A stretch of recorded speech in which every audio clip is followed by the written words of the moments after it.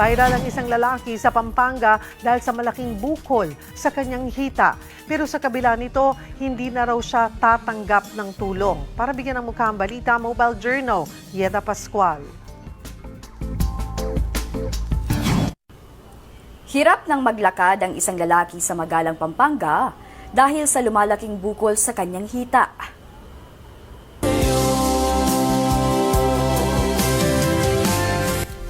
Halos 800,000 views na ang video na yan ng 25 anyos na si Ivan. Pakay lang naman daw dyan ni Ivan, malaman kung meron pang ibang katulad niya ang karanasan.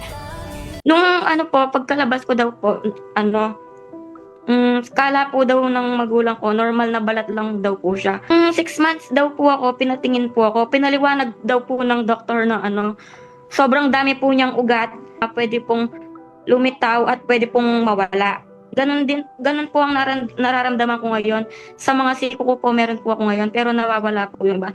Pero yung sa paa ko po, naging permanent po siya.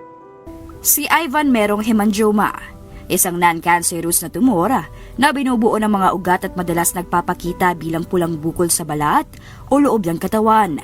Meron siya nito sa ari, siko, tiyan, paa, leeg, likod, pero nawawala rin daw. Ang naging permanente ay yung sa kanyang hita.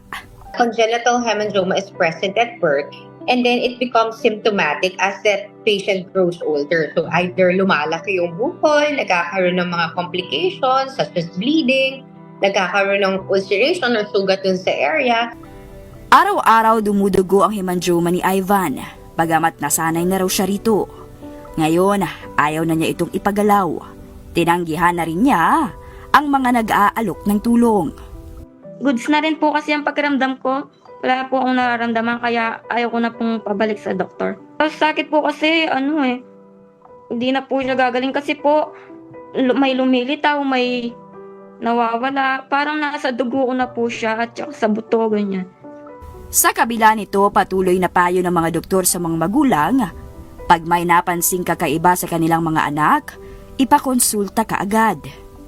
Pagkapanganak pa lang, huwag mag-atubili na magpunta sa doktor.